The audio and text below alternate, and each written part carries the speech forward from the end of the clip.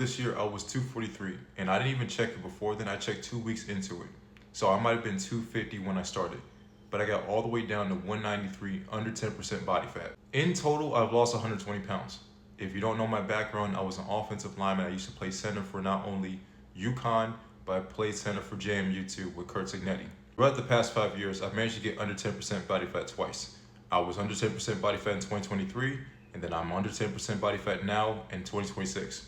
Weight loss and getting under 10% body fat is easy because it's all a numbers game, especially when you get into the lower body fat percentages. So if you're 250 to 300, or if you're anybody trying to lose weight, this is how you can get under 10% body fat. A couple of different things you'll need to dial in the numbers is a food scale and your favorite tracking app. The very first thing that we're going to do is put you in a state of weight loss with at least an 1,000 calorie deficit. You knowing where your calories are and tracking them are extremely important for you getting under 10% body fat because we need to make adjustments constantly. This isn't regular 20 to 30 pound weight loss, and this isn't I'm going to lose weight and then I'm going to gain it back. This is you getting to an elite level with your body and your physique. That being said, we need to eliminate the mystery of this whole process and predictably judge how much fat we're going to lose based off the numbers. I use MyFitnessPal, and your tracking app, it should look something like this. 3 very important things to note about your fitness and your macros. Protein. We're hitting a gram of protein per pound of goal body weight. Guys, understand this. Protein is going to be very important because it's going to help you recover. But don't stress this to the point to where you're going overboard in protein. Protein doesn't build muscle, and it doesn't drive the growth that helps you build muscle.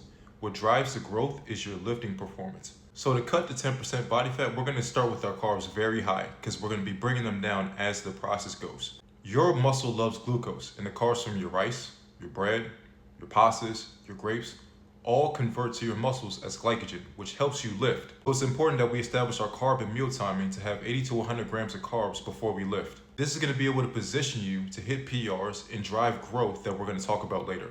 For your fats, we're going to go with the minimum. We need to have that for your hormonal health. So it's about 25% of your current body weight. With your fats being minimum and your protein being goal body weight, make sure your carbs still fit your deficit. To see the same rate of loss, we need to be constantly doing our calorie drops. So we need to be dropping 100 to 300 calories every 10 to 30 pounds that we lose. When you lose 30 pounds, what you need now versus what you needed 30 pounds ago are 2 entirely different things to maintain yourself. So the drop is to make up for that gap and adjustment. Having a low body fat percentage means that you have a lot of lean tissue and you don't have a lot of fatty tissue. So you need to be lifting throughout this process. So we're going to be lifting 3 to 5 times per week, constantly pushing to hit those PRs in the weight room. And all of your sets are going to be 2 working sets to failure.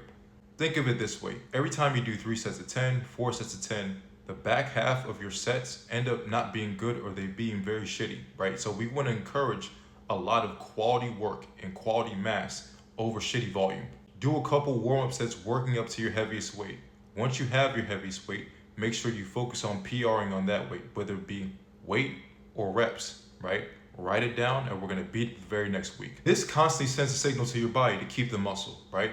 You constantly progressing your weights, you needing to get stronger. That's what sends a signal to your body that it needs more muscle or to retain muscle in this instance. This is why we have plenty of carbs within our deficit and position ourselves with plenty of carbs before we lift. We want to maximize the performance part, which drives how you look. Now, cardio and steps, right? As somebody who used to be 300 pounds, right? I tore my patella, I had bad tendinosis. I could only do 5K steps starting out, and that used to hurt my knees.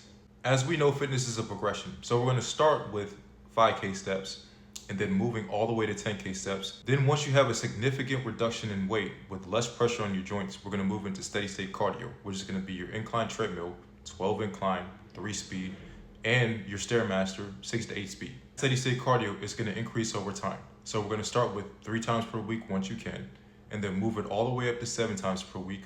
Or you can take those sessions and just increase it every single time once you lose about 10 to 30 pounds. Every 10 to 30 pounds or significant reduction in weight, we're doing a cardio increase or a step increase, right? So your steps, honestly, you can just keep stepping and stepping and stepping all the way till you hit like 15 to 20K steps. That's one option.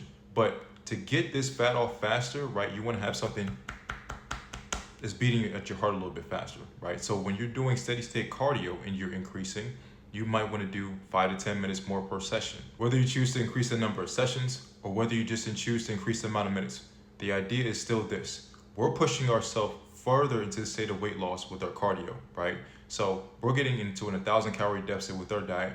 Then we're adding to another maybe 500 to 700 calories in the deficit with your cardio. That's a 3-pound loss rate per week, and we're constantly progressing as you see progress. When you follow these steps concretely, you're not gonna see any issues, right? You're getting progression from not only the cardio, your weights, but you're getting the decrease in your calorie deficit, right? So there's constantly things moving, right? We're creating the distance from eating less and moving more, which is what you need if you want to get to the lower body fat percentages, guys. And it all comes down to numbers. Make sure you like this, make sure you hit the subscribe button, make sure you share this with anybody who needs it. I'm gonna be doing 3 uploads long form, right? I do about 5 uploads of short form per day. I'm gonna be doing 3 of these per week.